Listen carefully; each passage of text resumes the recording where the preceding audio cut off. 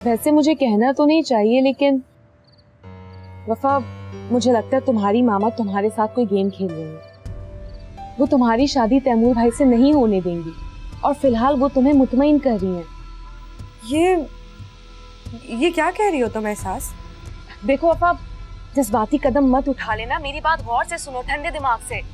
तुम्हारी मामा ने तैमूर भाई से शादी की सूरत में एक शर्त रख दी है। क्या? वो चाहती है शादी के बाद तुम इस घर में नहीं आओगी, बल्कि उस फ्लैट में शिफ्ट हो जाओगी जो वो गिफ्ट करेंगी। अब तुम खुद सोचो तैमूर भाई को कितना बुरा लगेगा, वो कभी भी राजी नहीं होंगे। तुम्हारी मामा ने बना बनाया काम बिगाड़ दिया।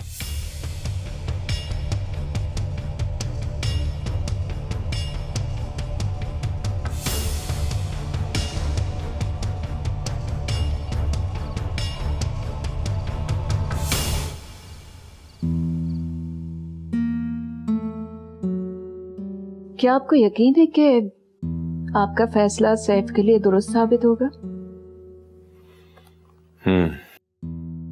मुझे यकीन है कि वो लड़की सैफ को संभाल लेगी, और फिर जो सैफ के हालात हैं, किसी बड़े घर की लड़की का गुजारा उसके साथ नामुमकिन है। क्यों वो उसकी कोताहियों को बर्दाश्त करेगी? 4 दिन में छोड़कर चली जाएगी। खैर, अब इतना बुरा भी नहीं है हमारा बेटा। वक्त के साथ साथ सब कुछ समझ जाएगा इंशाल्लाह। अल्लाह करे तुम्हारा यकीन जिंदगी के बारे में हर कदम पर सही साबित हो। मैं भी दुश्मन नहीं हूं उसका, बाप हूं। बस तुम अल्लाह का नाम लेकर उस लड़की के घर चलने की तैयारी करो।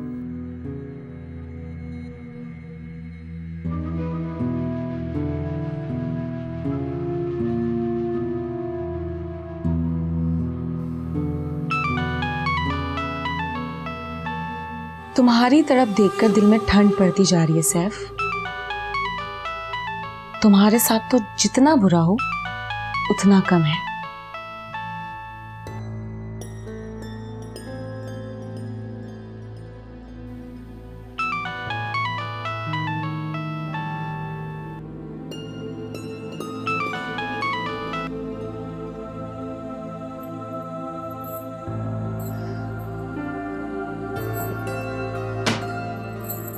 गोरी है कलाइया, तुला दे मुझे हरी हरी चूड़ियां, अपना बना ले मुझे बाल माँ। गोरी है कलाइया, अपना बना ले मुझे बाल माँ। मजाल है जो रिश्ता खत्म होने से इस लड़की पर जरा बराबर भी फर्क पड़ा हो, और मुझे तो लगता है कि दिल से चाहती थी कि इसका रिश्ता ना हो। और नहीं तो क्या, सरासर नाशुक्री है। देखते ही देखते दूसरा रिश्ता खत्म हो गया। अरे शुक्र अदा करना चाहिए कि कोई पूछने वाला है, वरना कितनी ही लड़कियां ऐसी हैं जो रिश्तों के इंतजार में।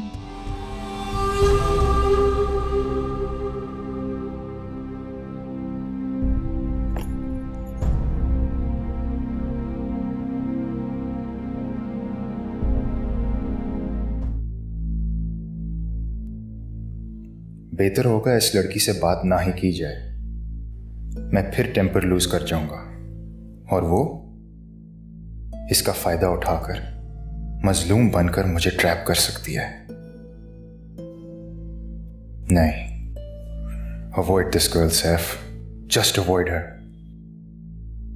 फिर क्या किया जाए? मुझे हर हाल में एहसास के घर से इस रिश्ते के लिए इनकार चाहिए। क्या करूं आखिर?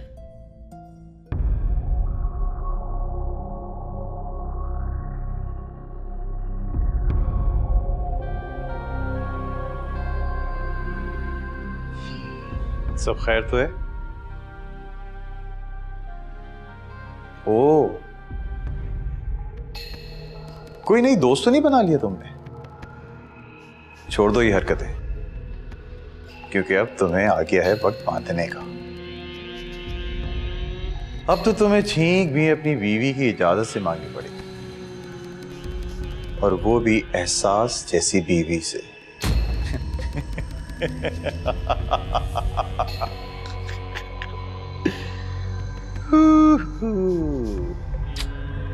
बहुत दूर की सोचते हैं आप। अभी तो रिश्ता ही नहीं गया मेरा। शादी तो तब होगी जब वहां से हाँ होगी। देखते हैं।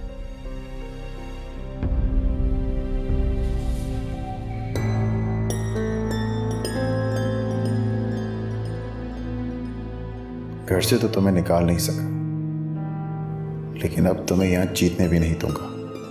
मॉम डैड की बात मानकर अगर तुम यहां टिक भी जाओ और फिर एहसास से भी जान छूट जाए, ये तो मैं होने नहीं दूंगा। तुम्हारी शादी एहसास से करवा कर ही दम लूंगा मैं।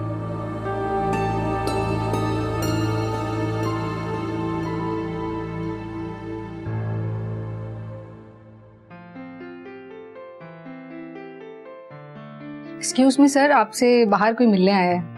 मुझसे मिलने आए? कौन है? कोई खातून है, कह रही है कुछ पर्सनल काम है। ठीक है। Okay sir, thank you. मुझसे मिलने आए? कौन हो सकती है? कहीं मिसेस सरफराज फिर से किसी डील के चक्कर में तो नहीं आ गई? आज दो टोक बात करके ये तमाशा खत्म करता हूं। वफा तुम्हें कुछ बता के गई है या नहीं गई है? दोपहर से उसका फोन नहीं मिल रहा, तो शाम होने को आ रही है। वफा घर पर नहीं है, लेकिन वो इस वक्त कहां जा सकती है? उसकी हालत इस काबिल तो नहीं कि वो ड्राइव कर सके। इसीलिए मैं उसके हॉस्पिटल से डिस्चार्ज होने की मुखालफत कर रहा था, मगर मेरी बात समझ में किसको आती है? गौर से सरफराज, ये वक्त अभी इल्जाम तराशियों का नहीं है। हो सकता है कि बोर हो रही हो घर पर और एहसास से मिलने चली गई हो। मैंने ड्राइवर को भेजा है एहसास से घर, लेकिन उसे अब तक आ जाना चाहिए था। साहब जी, हाँ साहब जी, ड्राइवर कह रहा है मैं एहसास बीबी के घर गया था। वो कह रही हैं कि वफा बीबी से बहुत दिनों से मेरी मुलाकात नहीं हुई और ना ही उनके बारे में मुझे कुछ पता है। तो फिर कहां चली गई वफा? इसी दिन के लिए समझाता था तुम्हें। ऑफिस का ख्याल है, अकाउंट्स का ख्याल है, अपनी बेटी का ख्याल नहीं है तुम्हें। जाके ड्राइवर को भेजो मेरे पास।